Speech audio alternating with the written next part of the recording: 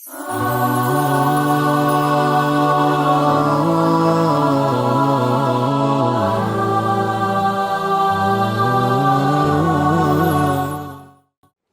Programme इंतखाब में आपका मेज़बान अतहर काज़मी आपका खैर मकदम करता है। हम गुफ्तगू कर रहे हैं आज स्पेशल प्रोग्राम खुसूसी तौर पे उन ख़वातीन के लिए कि जिनको अपने कैरियर को चुनने में बड़ी दुश्वारियाँ होती हैं। हमारे साथ एक मेहमान शख्सियत मोहतरमा तरन्नुम रिज़वी साहब मौजूद हैं और हम उनसे गुफ्तगू करेंगे। उनके बारे में हम बता दें नाज़रीन, वो टेलीविज़न प्रेजेंटर और रेडियो प्रेजेंटर दोनों हैं।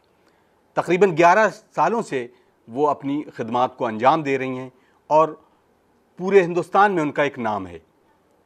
तो हम जानने की कोशिश करते हैं कि उनकी ज़िंदगी में, उनके इस कैरियर तक पहुंचने में उन्होंने किस दुश्वारियों का सामना किया और कैसे इस मुकाम तक पहुंची। आइए उनका इस्तकबाल करते हैं। तरन्नुम, सलाम अलैकुम। वालेकुम अस्सलाम। नाज़रीन अस्सलाम वालेकुम। पहला सवाल तरन्नुम, अगर मैं आपसे करूं कि ये अभी मैं तरन्नुम रिज़वी से बात कर रहा हूँ, रेडियो जॉकी या टेलीविज़न न्यूज़ एंकर से, ये सफ़र जो शुरू होता है वो कहाँ से शुरू होता है और कैसे इस मुकाम तक पहुँचता है? देखिए अतहर, सबसे पहले तो ये हुआ कि ज़िंदगी में जैसे होता है ना कि जब लड़की थोड़ी बड़ी होती है, मुस्लिम माशरे की बात करें हम, तो लड़की थोड़ी बड़ी होती है तो ये होता है कि उसको अच्छी सी तरबियत दे दें, पढ़ाई लिखाई इसकी करवा दें और उसके बाद कोई अच्छा सा लड़का देख के शादी कर दी जाए। करीब 11-12 साल, 13 साल पहले की बात है ये। तो 13 साल पहले के माहौल में और अब के माहौल में बहुत फ़र्क है। अब लोग चाहते हैं कि हम अपने बच्चों को अच्छी सी तरबियत दें और वो अपना करियर किसी फील्ड में बनाएं। ख़ासकर जो ख़वातीन हैं वो इलेक्ट्रॉनिक मीडिया में या प्रिंट मीडिया में जाना चाहती हैं। तो मेरा जो करियर शुरू हुआ वो कह सकते हैं कि शादी के बाद शुरू हुआ, क्योंकि घर का माहौल थोड़ा ख़यालात पुराने थे और ये था कि बाहर हिजाब में रह के अगर कोई काम करना है तो ठीक है, अदरवाइज़ ये है कि आप शादी हो जाए, अपने घर चली जाइए, उसके बाद जो शौहर आपके अगर कहें तो आप कुछ करिए, अदरवाइज़ आपकी शादी कर दी जाएगी। तो मेरे साथ भी यही हुआ, मेरी शादी कर दी गई। और शादी के बाद हमने, शादी से पहले ग्रेजुएशन किया हुआ था। और हाँ, एक चीज़ और मेरे साथ थी कि हम जब थोड़े बड़े थे, 10-11 साल के थे, तो न्यूज़ पेपर उठा के न्यूज़ पढ़ा करते थे और ऐसा शो करते थे अपने आप को कि जैसे हम टेलीविज़न के सामने, कैमरास के सामने हैं और हम न्यूज़ प्रेजेंट कर रहे हैं। तो एक शौक़ था मेरा ये। लेकिन घर का माहौल ऐसा नहीं था और मेरे मामू, क्योंकि न्यूज़ एडिटर थे वो, तो वो आके बताते थे कि ऐसा हुआ वैसा हुआ, तो हमें भी एक शौक़ था। शादी हो गई, शादी अच्छे से ज़िंदगी कट रही थी, एक बेटी हो गई, 6 महीने की थी। फिर एकदम से एक तूफ़ान आया ज़िंदगी में और हस्बैंड की मेरे डेथ हो गई। उनकी जब डेथ हो गई तो उससे पहले उन्होंने ये करवाया था हमें कि कुछ दिनों पहले फॉर्म निकले थे ऑल इंडिया रेडियो में, एक न्यूज़ रेडियो जॉकी के लिए। वो उन्होंने फॉर्म हमें भरवा दिया था। हमने भी खेल खेल में फॉर्म भर दिया कि घर के काम करते हैं, घर के वही सारे तमाम काम होते हैं वो करते थे, बच्चे को पालना है, उसके बाद देखा जाएगा, अगर हो जाता है तो ठीक है, नहीं हो जाता तो ठीक है। इत्तेफाक की बात कि वहाँ मेरा सिलेक्शन हो गया था। सिलेक्शन होने के बाद वहाँ पर प्रैक्टिस कराई जाती है आपको प्रोग्राम प्रेजेंट करने की। वो ट्रायल के लिए हमें 3 ट्रायल दिए जाते हैं। अगर 3 ट्रायल में आप परफेक्ट हैं तो आपको आगे कंटिन्यू किया जाता है, अदरवाइज़ आपको हटा दिया जाता है। तो वहाँ हम प्रोग्राम प्रेजेंट करने लगे। उसी दौरान हमने उससे पहले वहाँ पर भर दिया था न्यूज़ रीडर के लिए फॉर्म, वहाँ पर भी सिलेक्शन हो गया, तो एज अ न्यूज़ प्रेजेंटर काम करने लगे। तो ज़िंदगी का सफ़र ऐसे ही चला। इस दुश्वारियाँ मतलब जो आपने बताएंगे, मतलब एक सडन ज़िंदगी में एकदम से चेंज आ जाना और इन मुश्किलात के सामने ये सफ़र शुरू हुआ, तो इन दुश्वारियों को फिर कैसे सामना किया? देखिए, सबसे पहले तो इस फील्ड में ये है कि आपका मास कॉम होना ज़रूरी नहीं है। सबसे पहले तो हम ये बता दें लड़कियों को, ख़ासकर आपके अंदर कहते हैं ना कि बहुत से लोगों में पैदाइशी कुछ क्वालिटीज़ होती हैं जी। क्योंकि कोई भी आपको बोलना नहीं सिखा सकता, कोई भी आपको आपके ख़यालात को पेपर पे नश्र करना नहीं सिखा सकता। वो तो आपके अंदर कैपेसिटी होना चाहिए, आपके अंदर वो क्वालिटी होना चाहिए कि आप कैसे लिख पाते हैं। क्योंकि जो न्यूज़ प्रेजेंटर का काम होता है वो तो ये नहीं कह सकते कि लफ्ज़ों से खेलना है, वो तो आपको जो स्क्रिप्ट दी जाती है आप वो पढ़ते हैं। लेकिन अगर आपको रेडियो जॉकी बनना है, रेडियो प्रेजेंटर बनना है, तो आपको लफ्ज़ों से खेलना होगा और लफ्ज़ ऐसे होना चाहिए जो कि आपको, जिसे कहते हैं ना कि जो अल्फाजों का बहुत ज़्यादा ख़राब अल्फाज भी इस्तेमाल नहीं करने हैं, ऐसे अल्फाज इस्तेमाल करने हैं जो हर तबके के लोगों को समझ में आए, चाहे वो मुस्लिम हो चाहे वो गैर मुस्लिम हो। तो सबसे ज़रूरी ये है कि आपके अंदर लिखने की कैपेसिटी कैसी है, क्या क्वालिटी है आपके अंदर। अगर आपके अंदर लिखने की क्वालिटी है, बोलने की क्वालिटी है और आप एक्सटेम्पोर बोल सकते हैं तो आप इस फील्ड में ज़रूर जाएं। हमारी ख़वातीन से ये गुजारिश है कि वो इस अगर करियर बनाना चाहते हैं तो वो रेडियो जॉकी या इलेक्ट्रॉनिक मीडिया या प्रिंट मीडिया उसमें जाएं तो उनके लिए बेहतर ऑप्शन है।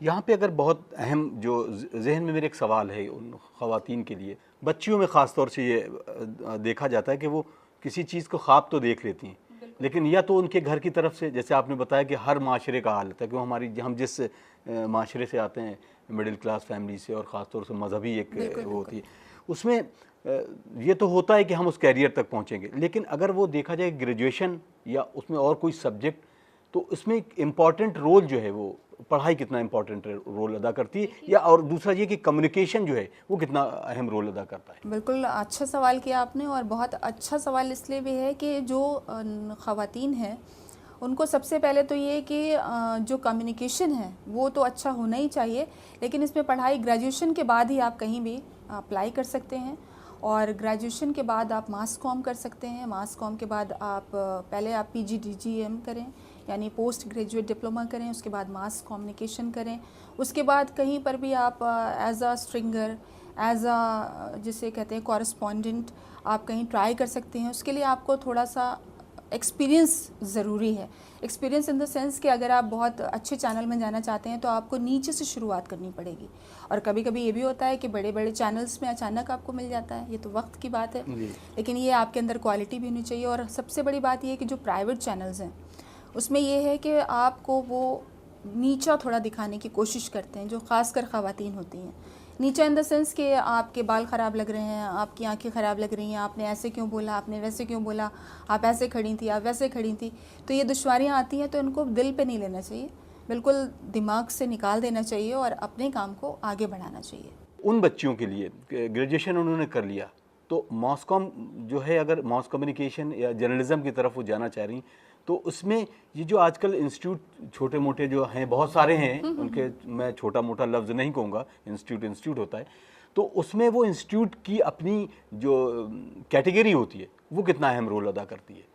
देखिए, जो इंस्टीट्यूट की कैटेगरी होती है वो बिल्कुल हमने आपसे फिर कहा कि ज़रूरी नहीं है कि आपने मास कॉम किया हो, ठीक है, डिग्री होना चाहिए इस फील्ड में जाने के लिए, लेकिन कहीं से भी आप मास कॉम कीजिए, लेकिन ज़रूरी ये है कि आपके अंदर कैपेसिटी क्या है लिखने की, आप कैसे लिख लेते हैं, कैसे बोल लेते हैं, मैटर ये करता है। बड़े बड़े स्कूल से बड़े बड़े स्कूल से जो बच्चे निकलते हैं, वो जब आप देखिए कि अगर उन्हें कुछ नहीं करना होता तो वो कुछ नहीं कर पाते हैं, और छोटे मोटे स्कूल से जैसे कि भी आपने कहा कि अगर वो गवर्नमेंट स्कूल से निकलते हैं या वो कहीं और से ट्राई करते हैं तो वो बहुत अच्छे ओहदे पे पहुंच जाते हैं। ऐसा भी होता है, बहुत सारे लोग आप देखिए, जैसे अगर आप इस फील्ड में जाएं तो आप अमीन सयानी साहब के बारे में उठा के देखें तो आवाज़ ही उनकी पहचान थी, तो उन्होंने भी बहुत ही छोटे मोटे ही कहीं से पढ़ाई की थी, उन्होंने बहुत ज़्यादा अगर कहा जाए तो किसी हाई फाई इंस्टीट्यूट से नहीं हासिल की थी डिग्री। मतलब अगर मैं ये कहूँ कि सिर्फ जो आपके अंदर कैपेबिलिटी या एबिलिटी है वो हमें रोल अदा करती है कि आप उसको कैसे तराश रहे हैं, आगे आप कैसे तराश रहे हैं, और आपको लिखने में थोड़ा ध्यान देना पड़ेगा, अपनी राइटिंग स्किल को बढ़ाना पड़ेगा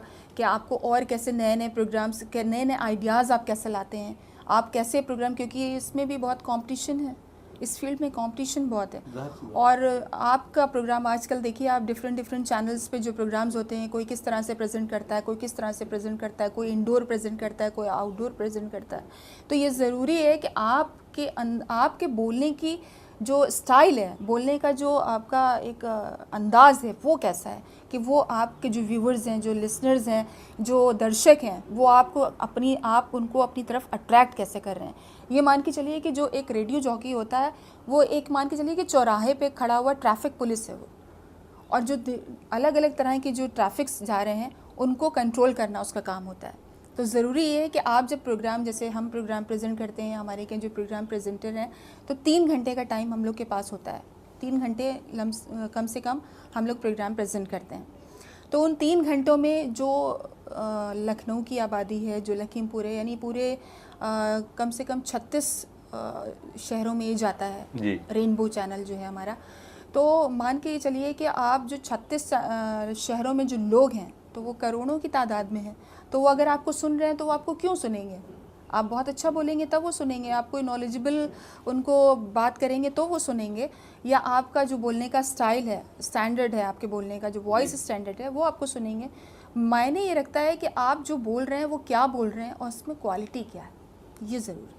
तरन्नुम, अगर हम बात करें ख़ास तौर से ख़वातीन के लिए कि एक पर्सनालिटी डेवलपमेंट अक्सर करके एक बड़े क्लासेस और उस तरह के चल रहे हैं, तो एक पर्सनालिटी जो होती है शख्सियत निखारने के लिए वो कितना इम्पोर्टेंट रखती है इसमें? देखिए अधर, सबसे बड़ी बात तो ये है कि हम जिस माशरे से ताल्लुक़ रखते हैं, वहाँ के हिजाब, वहाँ का जो पहनावा है, हमें उसका ध्यान रखना बहुत ज़रूरी है।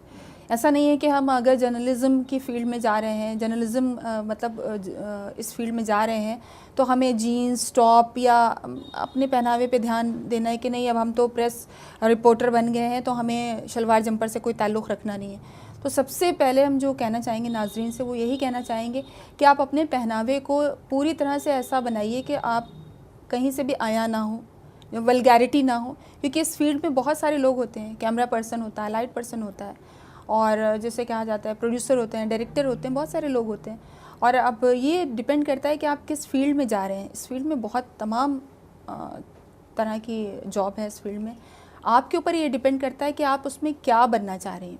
बहुत से लोग होते हैं जो न्यूज़ प्रेजेंटर बनना चाहते हैं, तो उनको जाहिर सी बात है कि अपनी पूरी पर्सनैलिटी पे ध्यान देना है, अपना जो पहनावा है उस पर ध्यान देना है, अपने मेकअप पे ध्यान देना है, और कैसे प्रेजेंट कर रहे हैं, कैसे बोल रहे हैं, कैसे फेशियल एक्सप्रेशंस आ रहे हैं, वो सारी चीज़ें ध्यान देनी है। और रेडियो पे ये है कि आपको दिखना तो है नहीं, तो आप कैसे भी बोलिए, तो सिर्फ लफ्ज़ जो हैं वही आपकी आँख हैं, वही आपके हाथ हैं, वही आपके कान हैं। वो शेर बहुत खूबसूरत सा शेर है किसी शायर का कि अपनी लफ्ज़ों की सलासल पे भरोसा है हमें, लफ्ज़ों को फूल बनाने का हुनर जानते हैं। बिल्कुल बिल्कुल, बस यही चीज़ जो है वो रेडियो के लिए इस्तेमाल होती है। तो सबसे ज़्यादा ज़रूरी यही है, नाजरीन से हम यही कहेंगे कि बिल्कुल टेंशन नहीं लेना चाहिए इस फील्ड में जाने के लिए कि हम सीधे सीधे हाई फाई चैनल्स पे पहुंच जाएंगे। ये भी नहीं है। हमने कहा ना, शुरुआत बच्चा धीरे धीरे बड़ा होता है तभी अच्छा लगता है, और अचानक से बढ़ जाए तो उसे बीमारी कहा जाता है। तो इसलिए आप धीरे धीरे अपने शुरुआत कीजिए और अपने लिखने की जो पावर है, बोलने की जो पावर है, उसको बढ़ाते रहिए। अगला सवाल तरन्नुम बहुत ये है कि हम ये कैसे पता करें कि हमें हमारे अंदर जो क्वालिटी है, यानी अगर मास कॉम में जाना भी चाह रहा है तो मास कॉम में और कौन कौन सी चीज़ें होती हैं कि जिस पर फोकस किया जा सकता है? नॉट ओनली खाली ये है नहीं कि हमें प्रेजेंटर बनना है या रेडियो जॉकी बनना है, इसके अलावा और कौन कौन सी चीज़ें होती हैं? देखिए, इसके अलावा इस फील्ड में स्क्रिप्ट राइटर है, वो होता है, उसके बाद कैमरा पर्सन है, वो होता है, तो लाइट पर्सन होता है जो लाइट एंड साउंड कंट्रोल करता है, वो होता है, प्रोडक्शन कंट्रोलर होता है, वो होता है। वो तो सब बाद में डिपेंड करता है। पहले आपके अंदर जो क्वालिटी है उसको आप खुद समझ सकते हैं कि हाँ, मैं ये अच्छा कर सकती हूँ या मैं ये अच्छा बोल सकती हूँ। कहते हैं ना कि करियर बनाने के लिए कैरियर की ज़रूरत होती है, तो करियर बनाना है अगर आपको तो कोई कैरियर ऐसा होगा। और सबसे ज़्यादा ज़रूरी ये भी बात है कि अगर आप इस फील्ड में जाना चाह रहे हैं और कोई ऐसा आपके जान पहचान का है तब तो बहुत बढ़िया है। इस फील्ड में आप जाना चाह रहे हैं, मैं ये सवाल ज़रूर कहूँगा, यानी इस फील्ड में जाने के लिए गॉडफादर होना ज़रूरी है? गॉडफादर होना ज़रूरी इसलिए है, ख़वातीन के लिए ज़रूरी है, क्योंकि जो कच्चा माइंड जिसे कहते हैं, जो बच्चे वाला एक सोच होती है ना, लड़कियां थोड़ी बड़ी होती हैं और मास कॉम करती हैं तो वो अचानक से किसी फील्ड में जाना चाहती हैं। हालांकि प्रिंट मीडिया में इतना ज़्यादा एक्सप्लॉयटेशन नहीं होता है, लेकिन इलेक्ट्रॉनिक मीडिया में आपका एक्सप्लॉयटेशन हो सकता है। इसलिए छोटे मोटे चैनल्स जो हैं उसमें आप जाने से पहले आप ये भी देखिए कि वहाँ का माहौल कैसा है, वहाँ के लोग कैसे हैं। ये एक ख़वातीन में एक अल्लाह ने बहुत अच्छी नेमत दी है कि वो निगाह से समझ जाती है कि कौन कैसा आपको रिएक्ट कर रहा है और कौन कैसा आपके ऊपर एक्ट करने वाला है। तो ये ज़रूरी है कि आप अपने आप को बचा के चलिए। अपने आप को बचाने का मतलब ये है कि रंगीनियों में, दुनिया की रंगीनियों में खो मत जाइए। बस अपना जो करियर है आप उसको बनाइए, लेकिन आप अपने हिजाब को, अपने जो आप जिस माशरे से ताल्लुक़ रखती हैं उसको बचा के चलिए, और ये देख के चलिए कि मौला ने क्या फ़रमाया है, इमाम ने क्या फ़रमाया है। उन सारे क़ौल अक़वाल को भी अपने साथ लेकर चलिए। अभी आपने बताया कि मतलब आपने मास कम्युनिकेशन जो है वो शादी के बाद में किया। ये एक हमारे लिए इन्फॉर्मेशन भी थी। दूसरा ये कि इस दरमियान कोई एक ऐसा टीचर जो आपका आइडियल भी हो और आपके लिए वो मिशले रहा हो, यानी टॉर्च बियरर भी हो, कोई ऐसा वाक़या जो आपको समझाया हो, जो आपके लिए ज़िंदगी में यहाँ तक कामयाब होने में मतलब वो की का रोल अदा किया हो? बिल्कुल, हमारे जो मामू हैं, छोटे मामू आरिफ रिजवी साहब, वो न्यूज़ एडिटर हैं, और वो इस फील्ड में थे, तो उनको पता था कि यहाँ का माहौल कैसा है, कैसी लोग कैसे जाना चाहिए, कब जाना चाहिए, जैसे होता ना कि वक्त होता है। तो उन्होंने बहुत हमारी मदद की और हमें हेल्प दी और कहा कि तुम, क्योंकि इसमें देखिए एक्सपीरियंस काउंट करता है जी। जितना पुराना आप जो कहते हैं ना, जितना पुराने चावल होते हैं उतनी खुशबू आती है। तो इसमें एक्सपीरियंस काउंट करता है कि आपका एक्सपीरियंस कितना है, और साथ ही साथ आपके पास डिग्री भी होना ज़रूरी है। तो हमारा एक्सपीरियंस 6 साल का लगभग हो गया था। उसके बाद हमने मास कॉम किया, फिर हमने मास्टर इन जर्नलिज़म किया, उसके बाद ETV के लिए हमने VO किया, और ख़ासकर जैसे अब वॉइस ओवर का हमें शौक़ था तो हमने वॉइस ओवर किया।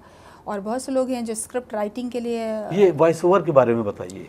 वॉइस ओवर ये होता है कि जैसे स्क्रीन पे डिफरेंट जो शॉट्स चल रहे होते हैं उनके बारे में आपको बताना होता है, या कोई मजहबी अगर हम उसमें बात करें तो जैसे डॉक्यूमेंट्री है, उसको हम प्रेजेंट कर रहे हैं, तो मेरी आवाज़ पीछे चलेगी, आवाज़ बैकग्राउंड में आवाज़ मेरी होगी, और जो शॉट्स होंगे स्क्रीन पे वो जो साथ में आप जिस मोन्यूमेंट्स है या जो भी आप कोई हदीस से अगर ताल्लुक़ रखने वाली कोई आप डॉक्यूमेंट्री बना रहे हैं तो उसके बारे में बोलना होता है वॉइस ओवर। और दूसरी बात ये है कि जब आपका नाम हो जाता है इस फील्ड में तो फिर बहुत सारे एड्स आपको मिलने लगते हैं, वो भी VO के लिए होते हैं, जिसको VO कहते हैं हम लोग शॉर्ट में, BG जिसे कहते हैं बैकग्राउंड में बोला जाता है। तो स्पॉट्स मिल जाते हैं। स्पॉट्स में ये है कि अलग से इनकम होने लगती है आपकी। भाई आपको एक स्पॉट के लिए मान लिया अगर आपको 500 रुपये भी मिले और आपने दिन भर में 2-3 स्पॉट कर लिए, जो ऐड होते हैं, जो प्राइवेट चैनल्स बुलाते हैं आपको, जब नाम हो जाता है तो वो लोग कांटेक्ट करते हैं, आपको बुलाते हैं, तो आप वहाँ जाके 5 मिनट का अगर 2 मिनट का बोल देते हैं तो वो एक्स्ट्रा आपका हो जाता है। दूसरी बात ये है कि इसमें ख़वातीन ये भी कर सकती हैं कि अब आजकल जो स्कूल्स हैं तो वो इन्होंने एक इसको कोर्स में शामिल कर लिया है मास कॉम को। तो अगर आपने डिग्री ली है, पढ़ाई की है और कहीं आपने चैनल्स में आपने अपने आप को प्रेजेंट किया है तो आप बाद में इसको कहीं भी जाके आप पढ़ा सकते हैं। एज अ गेस्ट फैकल्टी आप इसमें जा सकती हैं। जैसे गेस्ट फैकल्टी में आपको बुलाया जाता है लेक्चर्स के लिए, आप वो लेक्चर्स दे सकती हैं, वो आपकी इनकम का जरिया बन सकता है। एकेडमिक में अगर जाना चाहें तो ये भी एक बहुत अच्छा ये भी बहुत अच्छा है और आप जाके तरन्नुम, मैं फिर उसी सवाल की तरफ लौटूंगा जो मैंने आपसे सवाल किया कि ऐसा कौन सा टीचर जो आपको की तरह आप मतलब आइडियल भी हो और आपको इस मुकाम तक जिसने पहुँचाया हो उसकी। जब हम छोटे थे तो एक प्रोग्राम आता था बाल जगत ऑल इंडिया रेडियो पे, तो वहाँ मेरे मामू में लेके जाया करते थे। वहाँ पर जाके हम स्टोरी सुनाया करते थे, लिख के ले जाते थे, स्टोरी सुनाते थे। और वो बच्चों के लिए प्रोग्राम होता है 7 साल से लेके 14 साल के बच्चों के लिए, वो हम कभी कभी कर लिया करते थे। और उसके बाद धीरे धीरे ये हुआ कि फिर जैसे हमने बताया ना, बड़े हो गए हम और उसके बाद शादी कर दी गई। लेकिन और भी बहुत सारे जो लोग हैं वो इस फील्ड में गए, उन्होंने अपना करियर बनाया, साथ ही साथ डिग्री भी हासिल की और आज पढ़ा भी रहे हैं, अच्छे अच्छे कॉलेजेस में पढ़ा रहे हैं। तो ज़रूरी ये भी है कि आप, ये तो पार्ट टाइम जॉब है, अगर आप करना चाहें तो कर सकते हैं, लेकिन अगर आप परमानेंट जॉब है तो उसके लिए प्राइवेट चैनल्स का बिल्कुल एक बूम आया हुआ है इस फील्ड में। तो अगर आप इस फील्ड में जाना चाहते हैं तो बहुत बेहतरीन है ये फील्ड। और दूसरी बात ये है कि बस ज़रूरी हाँ ये है कि आप जहाँ पर जा रहे हैं तो वहाँ पे पहले से कोई आपके जान पहचान का अगर हो तो बेहतर है। अगर हम सब्जेक्ट वाइज बात करें, अगर कोई बच्चा जिसने ग्रेजुएशन किया उसे साइंस स्ट्रीम से, और वो चाहता है कि हम अगर जर्नलिस्ट बने तो ये स्ट्रीम भी मुझसे न छूटे, तो उसके लिए कोई ख़ास कोर्स है या उसी मास कम्युनिकेशन से वो अपनी फील्ड को चुन सकता है? हमने भी इंटर साइंस से किया था और उसके बाद फिर BSc में एडमिशन लिया। BSc के बाद उसी दौरान हमने IT में एडमिशन ले लिया, ITI में एडमिशन ले लिया ड्रेस डिज़ाइनिंग के लिए। लेकिन आपस में क्लासेस क्लैश कर रहे थे तो BCom किया हमने। BCom के बाद फिर यही मास कॉम और PG DGMC किया। तो अगर साइंस से ताल्लुक़ आप रखना चाहते हैं तो आप बेशक कर सकते हैं। आप परमानेंट ना करिए जॉब इस फील्ड में, आप अपना जो आप साइंस स्ट्रीम लेके चले हैं आप उसको करिए। और आप कहीं पढ़ाना ही सबसे बेस्ट होता है ख़वातीन के लिए कि वो अच्छा पढ़ा सकते हैं। ट्यूशन आप ले सकते हैं और साथ में आप ये भी कर सकते हैं। दोनों चीज़ें हो सकती हैं आपकी, कि आप चाहें तो ट्यूशन के ज़रिए अपना जो साइंस का स्ट्रीम है उसको स्ट्रॉन्ग रख सकते हैं, और अगर आप मास कॉम में जाना चाहते हैं तो आप इस फील्ड में भी जा सकते हैं। दोनों चीज़ें आपके साथ हो जाएंगी और आपको कोई प्रॉब्लम भी नहीं होगी। मैं अगर उससे पूछूं कि इस पूरी ज़िंदगी में कुछ एक ऐसा वाक़या किसने जिसको ज़िंदगी की बहुत खूबसूरत वाक़या, तो वो कौन सा होगा? एक बार की बात है कि हम प्रोग्राम कर रहे थे, गज़लों बेस्ड प्रोग्राम, आबशार नाम था उसका। उससे पहले बज़्म सुखन हुआ करता था और बहुत ही खूबसूरती से हमने वो कट बोला और वो कट था आपकी ज़िंदगी के ऊपर। जी। और वो कट बोलने के बाद हमने जब गज़ल प्ले की तो गज़ल की जगह एक बहुत ही पेपी सॉन्ग प्ले हो गया, बहुत ही उछल कूद वाला गाना प्ले हो गया, जो कि हमें लगा कि अरे ये हमने क्या कर दिया, बोल करना हमें क्या था, प्रोग्राम गज़ल का था और गाना प्ले हो गया जो कि प्रोग्राम के हिसाब से सही नहीं था। तो वो एक ख़ूबसूरत वाक़या था। और दूसरा वाक़या ये था कि जब मेरी बेटी पहली बार, बेटी मेरी है, एक बेटी है, पहली बार जब वो रेडियो पे बोली तो हमें लगा कि ज़िंदगी में हमने कुछ किया है अच्छा। और वो भी बाल जगत में प्रोग्राम करती है, उसको भी लेके जाते हैं हम कभी कभी। लेकिन यही चाहते हैं कि वो भी इस फील्ड में आए, और क्योंकि हमें इंशाल्लाह बारीकियां और सारी चीज़ें मालूम है इस फील्ड में कैसे आना है और कैसे आपको प्रेजेंट करना है। और हमने आपसे ये भी कहा कि ख़वातीन को सबसे पहले अपने पहनावे पे ध्यान देना है। मतलब आप वेस्टर्न थॉट अगर रखते हैं तो ठीक है, लेकिन वेस्टर्न लुक अगर आप अपने ऊपर चाहते हैं तो वो इस फील्ड में ठीक नहीं है। ऐसा नहीं है कि आप अगर शलवार जंपर नहीं पहनेंगे तो आप हटा दी जाएंगी या भगा दी जाएंगी, या जीन्स टॉप आप पहनेंगे तो आप एक्स्ट्रा स्मार्ट लगेंगे। हमने कहा ना कि अगर आपके अंदर बोलने का स्किल है, आपके अंदर लिखने की कैपेसिटी है, तो आपको आगे बढ़ने से कोई नहीं रोक सकता। तरन्नुम, आखिर में इस पूरी गुफ्तगू का लबुलवाब ये कि हमारे प्रोग्राम की खुसूसियत भी है कि आपका वो मैसेज, वो लफ्ज़ जो हमारे ख़ास तौर से उन ख़वातीन बच्चियों के लिए, शायद वो मिशल राह भी हो और टॉर्च बियरर जैसा, तो एक मैसेज ख़वातीन के लिए, उन स्टूडेंट के लिए कि जो शायद आपको भी अपना आइडियल समझती हैं। देखिए, मैसेज तो सबसे पहले जो घर से शुरू होता है वो माँ का मैसेज होता है। और माँ के लिए एक शेर है जो हमें जब तकलीफ़ें आती हैं इस दुनिया में, जब दुश्वारियाँ आती हैं, तो हमें बस एक शेर याद आता है कि सख्त राहों पे भी आसान सफ़र लगता है, ये मेरी माँ की दुआओं का असर लगता है। सुभान अल्लाह। और दूसरी बात ये है कि नाज़रीन के लिए हम यही कहना चाहेंगे कि कभी भी परेशान ना हो, और कभी भी आपको कोई या मेंटली टॉर्चर करता है या कुछ करता है, तो ये मान के चलिए कि इस फील्ड में ये थोड़ा बहुत तो होना ही होना है। आपको अपने आप को स्ट्रॉन्ग बनाना है, अपने आप को स्ट्रॉन्ग बनाइए, और ये मान के चलिए कि आपका जो गोल है उससे आपको कैसे पास में लाना है, कैसे उस मकाम तक पहुंचना है, ये मान के चलिए। और दूसरी बात ये है कि अपने जो और अरकान है उसे अंजाम देते रहिए, जैसे नमाज है, रोज़ा है, उसके लिए भी वक्त उतना ही निकालिए, क्योंकि प्रिंट मीडिया हो या इलेक्ट्रॉनिक मीडिया हो, कहा जाता है कि इसमें टाइम की कोई भी आपको पता नहीं होता कि कब कौन से टाइम पे आपको क्या प्रेजेंट करना है, कब आपको बुला लिया जाए, कब आपको प्रेजेंट करने के लिए ये दिया जाए। तो आप उन्हीं सारी चीज़ों को ध्यान में रखिए, और अपने जो मम्मी ने, पापा ने जो आपको तालीम तरबियत दी है उसको ध्यान में रखिए, और इंशाल्लाह आगे बढ़ते रहिए, कामयाबी आपके कदम ज़रूर चूमेगी। नाज़रीन, ये था प्रोग्राम इंतखाब, और हम गुफ्तगू कर रहे थे उन ख़वातीन के लिए, और हमारे साथ मौजूद थी मोहतरमा तरन्नुम रिजवी साहिबा। दुआ कि आपको आपके कैरियर चुनने में जो मुश्किलात का सामना करना पड़ता हो, उन मुश्किलात का सामना ना करना पड़े। इसी दुआ के साथ अपने मेज़बान अतहर काज़मी को इजाज़त दीजिए। अस्सलामु अलैकुम व रहमतुल्लाहि व बरकातुहू।